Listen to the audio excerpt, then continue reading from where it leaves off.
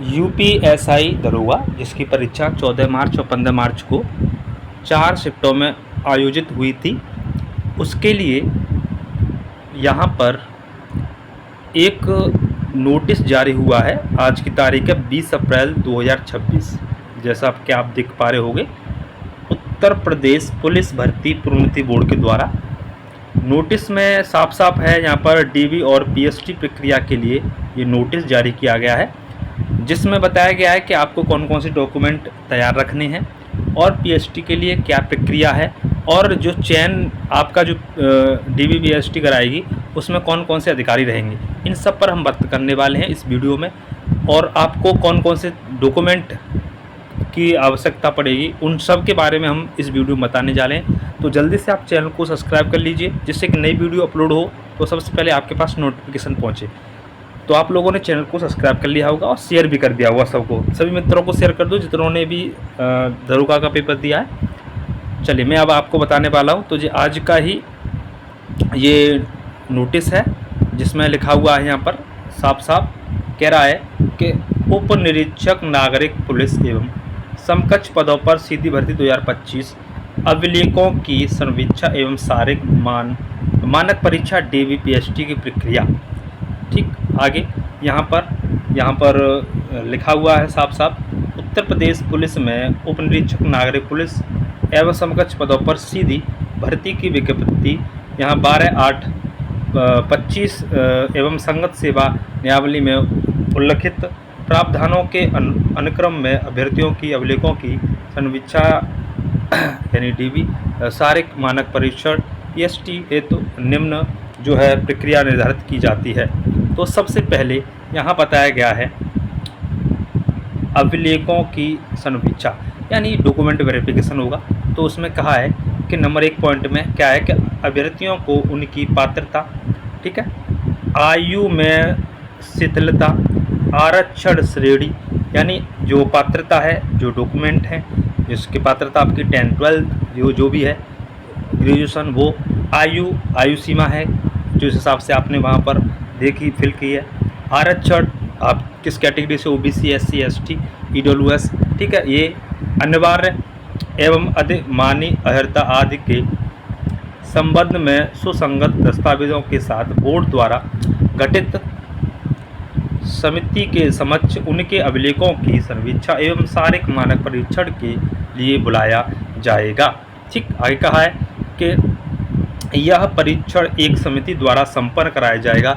इस समिति का स्वरूप इस प्रकार है, यानी यहाँ पर एक समिति होगी जो आपका डीवी करेगी, ठीक है, डॉक्यूमेंट वेरिफिकेशन, और पीएसटी करेगी। ठीक है भैया, चलिए तो अब आपको कौन करने वाला है उनको देख लीजिए। सबसे पहला नंबर यहाँ कर दिया गया है, मैं कहा है कि जनपद के जिला मजिस्ट्रेट द्वारा नाम निर्दिष्ट कोई डिप्टी कलेक्टर यहाँ अध्यक्ष होगा।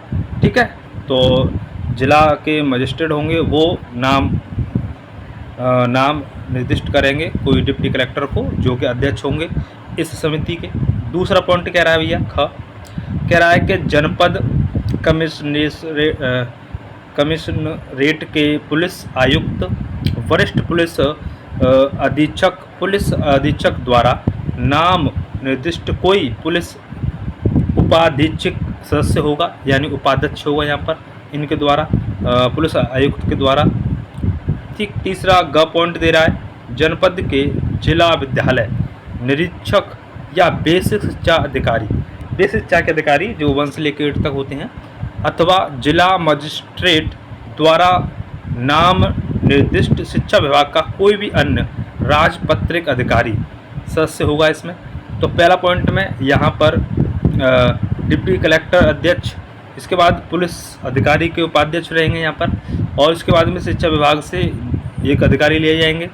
ठीक है, उसके बाद फिर यहाँ पर ग वाला पॉइंट कर रहा है कि जनपद के मुख्य चिकित्सा अधिकारी अथवा जिला मजिस्ट्रेट द्वारा नाम निर्दिष्ट एक चिकित्सा अधिकारी सदस्य होगा।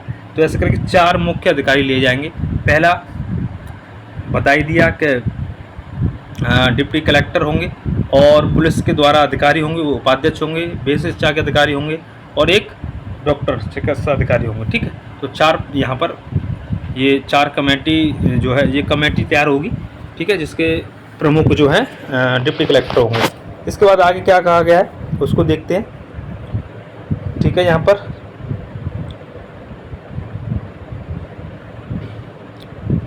पॉइंट नंबर 2 में देखते क्या कह रहा है। अभिलेखों की संवीक्षा एवं शारीरिक मानक परीक्षण दल के द्वारा आवेदन पत्र में अंकित की गई सूचना तथा अपलोडेड सुसंगत अभिलेखों का अभ्यर्थी द्वारा प्रस्तुत किए गए मूल अभिलेखों से मिलान किया जाएगा। जो भी आपने अपलोड किया है उसका मिलान आपके मूल अभिलेखों से, मूल का मतलब होता है यहाँ पर ओरिजिनल, ठीक है। ओरिजिनल आपको ले जाना पड़ेगा, जो आपको जैसे कि आपका 10th क्लास का है बताएंगे सब, ठीक है, 12th क्लास का है, ग्रेजुएशन जो कि ओरिजिनल। इसके अलावा आगे कह रहा है कि अभिलेखों की संवीक्षा के दौरान प्रस्तुत किए गए मूल प्रमाण पत्र यदि निर्धारित योग्य मानक नियमावली शासनादेश के अनुरूप नहीं पाए जाएंगे तो उन्हें एक सेकंड तो दिया गया क्या, तो उन्हें स्वीकार नहीं किया जाएगा तथा तदनुरूप अग्रिम कार्रवाई की जाएगी, ठीक। तो ये बात क्या गया, जब मैच नहीं होगा तो उनको स्वीकार नहीं किया जाएगा। तीसरा पॉइंट आते हैं। अब तीसरे पॉइंट पर क्या कह रहा है, सारे निर्देश आपको पढ़ने, वीडियो को छोड़ना नहीं है। आप अगर डॉक्यूमेंट वेरिफिकेशन के लिए जाओगे, पीएसटी के लिए जाओगे, तो आप इस वीडियो को पूरा देखें।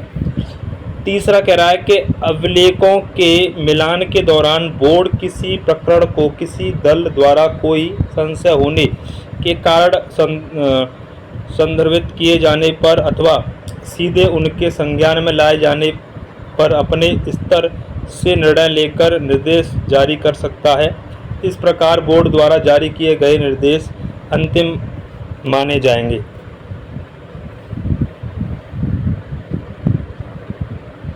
ठीक, ये आपको ध्यान रखना, किसी प्रकार का संशय है तो उसको बोर्ड देखेगा और बोर्ड जो बताएगा उसको सर्व मान्य होगा।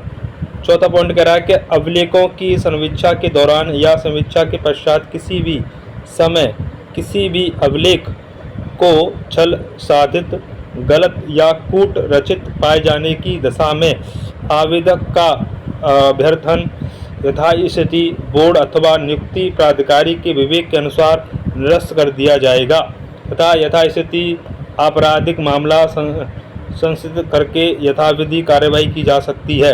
इसी प्रकार से यहाँ पर आपने किसी का डॉक्यूमेंट लगा दिया और ठीक है, या एडिट करके काम कर दिया, वहाँ पर तो गलत पाया गया तो वहाँ पर निरस्त कर दिया जाएगा आपका आवेदन। ये बातें यहाँ पर कही गई हैं पॉइंट नंबर 4 में, ठीक है।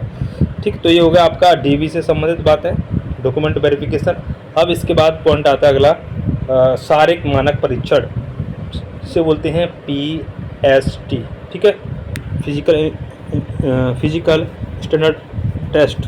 तो इसमें पहला पॉइंट में आप देख पा रहे हो, कह रहा है सबसे पहले कह रहा है कि उक्त समिति द्वारा अभिलेखों की संवीक्षा सफल अभ्यर्थियों को शारीरिक मानक परीक्षण तत्समय ही संपादित किया जाएगा, ठीक है, उसके बाद किया जाएगा। तो यहाँ पर नीचे की तरफ देखेंगे पॉइंट नंबर 2, जिसमें कह रहा है कि पुरुष अभ्यर्थियों के लिए न्यूनतम शारीरिक मानक निम्नवत है। सबसे पहले पुरुषों को क्या दिया गया यहाँ पर, कह रहा है कि उनकी ऊंचाई होनी चाहिए, नंबर 1 में दे रहा है कि सामान्य यानी जिसे बोलते हैं जर्नल, ठीक। इसके बाद अन्य पिछड़ा वर्ग जिसे बोलते हैं OBC, और अनुसूचित जातियों मतलब SC के पुरुष अभ्यर्थी के लिए न्यूनतम ऊंचाई कितनी होगी, 168 सेंटीमीटर, ठीक है। ध्यान देना क्या कि जनरल, OBC और SC के लिए 168 सेंटीमीटर यहाँ पर ऊंचाई है। इसके अलावा यहाँ पर अनुसूचित जनजाति यानी जिसे बोलते हैं ST के पुरुष के लिए यहाँ पर ऊंचाई है 160, ठीक है। ST के लिए 160, बाकी सभी के लिए 168। इसके बाद आगे चलते हैं, सीना की बात करें तो यहाँ सामान्य और अन्य माफ़ कीजिए एक सेकंड,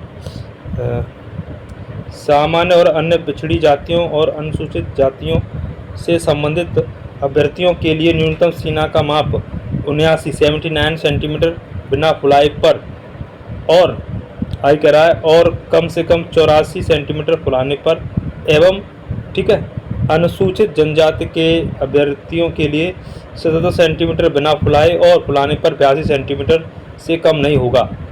तो ये आपको ध्यान रखना है, यानी आपको किसी भी हालत में यहाँ पर नोट करके बताया गया है कि 5 सेंटीमीटर आपको फुलाना होगा। ठीक है, तो जनरल वाले हैं, चाहे ओबीसी वाले हैं, चाहे एससी वाले हैं, इनका सीना जो होगा वो 79 से लेकर के और फुला करके 84 होगा। और एसटी वालों के लिए यहाँ पर 77 से लेके यहाँ पर 5 फुलाना है, तो यहाँ 82 तक होगा। ठीक है, तो आप लोगों को ध्यान देना है। इसके बाद आगे चलते हैं क्वेश्चन नंबर 3 की ओर। क्वेश्चन नंबर 3 कह रहा है कि महिला अभ्यर्थियों के लिए न्यूनतम शारीरिक मानक निम्नवत है। क्या? यहाँ सबसे पहले दे रहा है ऊंचाई कह रहा है कि सामान्य और अन्य पिछड़े वर्ग एवं अनुसूचित जातियों की महिला अभ्यर्थियों के लिए ऊंचाई जो है 152 सेंटीमीटर होगी। ऊंचाई कितनी होगी? 152 सेंटीमीटर। ठीक है, तो आप लोगों को ध्यान रखना है यहाँ पर जो महिलाएं हैं उनकी ऊंचाई 152 सेंटीमीटर। और इसके अलावा यहाँ अनुसूचित जाति की महिलाओं के लिए ऊंचाई होगी 147 सेंटीमीटर। ठीक है, इसके बाद आगे जाएंगे, वजन की बात करेंगे। वजन तो महिलाओं के लिए न्यूनतम वजन होगा 40 kg। ठीक है, 40 किलोग्राम दिया गया है। इसके बाद आगे कह रहा है कि अगला कह रहा है चौथा पॉइंट, यदि कोई अभ्यर्थी जो अपनी शारीरिक मानक परीक्षण से संतुष्ट न हो, ठीक परीक्षण के उपरांत उसी दिन, ध्यान रखना बहुत इंपॉर्टेंट पॉइंट है, उसी दिन अपील आपत्ति दाखिल कर सकता या सकती है। ऐसी समस्त अपील आपत्तियों के समाशोधन के लिए बोर्ड द्वारा प्रत्येक स्थान पर एक अपर पुलिस अधीक्षक को नोडल अधिकारी नाम निर्दिष्ट किया जाएगा एवं ऐसे सभी अभ्यर्थियों का शारीरिक मानक परीक्षण समिति द्वारा नाम निर्दिष्ट अपर पुलिस अधीक्षक की उपस्थिति में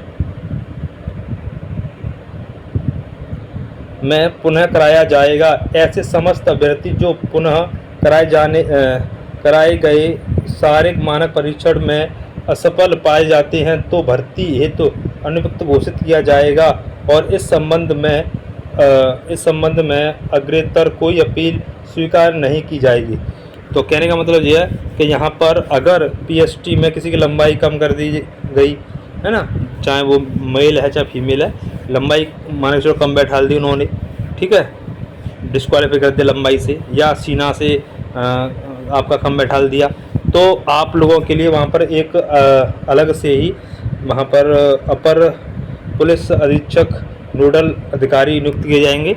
वहाँ पर आप तुरंत उसी दिन क्या नाम है यहाँ पर जो है क्या कर दोगे, आप आपत्ति कर दोगे।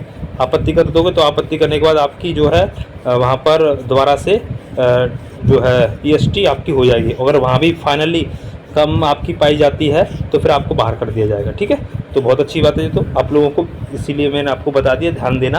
अगर आपकी कम बैठा दी गई लंबाई या सीना कम बैठा दिया तो आप तुरंत ही वहाँ पर उसी दिन, यहाँ पर लिख रहा है समस्त अपील आपत्तियों के समावेदन के लिए उसी दिन यहाँ पर आपको यहाँ पर उसी दिन कह रहा है अपील करनी है। ठीक है, उसी दिन अपील दाखिल करनी है यहाँ पर। ठीक है, ध्यान देना है जिस दिन आपका DVPST होगा। ठीक है, तो या तो आप लोगों को ध्यान रखना है, तो ये आपको ध्यान रखना है। इसके अलावा आप डॉक्यूमेंट कौन कौन से आपको तैयार रखने, तो ये तो आज का लेटर था, आज 20 अप्रैल है, तो आज 20 अप्रैल का ये लेटर था। बाकी आपको डॉक्यूमेंट क्या क्या चाहिए वो देखो, यहाँ पर आपको देखो नंबर 1 जनरल कैटेगरीज वाले को ध्यान रखना है। 10th क्लास आपने फिल किया होगा तो 10th की ओरिजिनल मार्कशीट आपको तैयार रखनी है। नंबर 2 12th की ओरिजिनल मार्कशीट आपको तैयार रखनी है। 5 फोटोकॉपी भी ध्यान रखना। इसके अलावा ग्रेजुएशन की ओरिजिनल मार्कशीट आपको ध्यान रखनी है।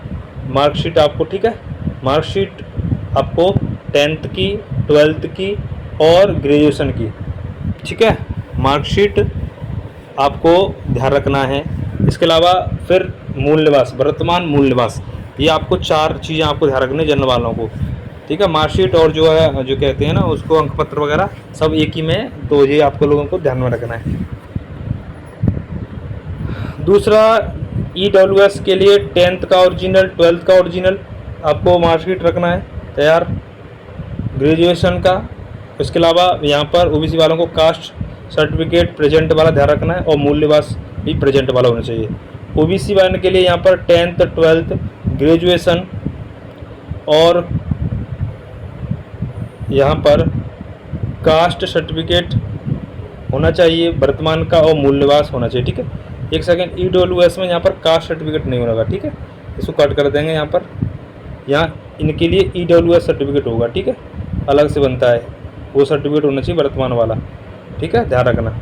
तो ओबीसी के लिए 10th 12th graduation, caste certificate और मूल्यवास। इसके अलावा नंबर 4 पर एससी और एसटी के लिए 10th 12th ग्रेजुएशन, वर्तमान का कास्ट सर्टिफिकेट और मूल्यवास वर्तमान का। ये डॉक्यूमेंट आपको चाहिए जो आपने फिल किए होंगे ऑनलाइन में, वही ओरिजिनल और 5-5 फोटोकॉपी इनकी अभी से आप तैयारी कर लेना। ठीक है, तो ये सारी जानकारी थी। आज लेटर जारी हुआ है तो ये इसीलिए मैंने आपको बता दिया, जिससे आप तैयार कर सकते हो, क्योंकि 10 मई के बाद आपका डीवी और पीएसटी प्रारंभ हो जाएगा। तो आप सभी के लिए ये वीडियो हमने बनाई थी। किसी में कोई अगर किसी प्रकार की आपको समस्या लग रही है तो बाकी कमेंट में आप पूछ सकते हो। तब तक के लिए आपका धन्यवाद। जय हिंद, जय भारत, वंदे मातरम, जय सीताराम।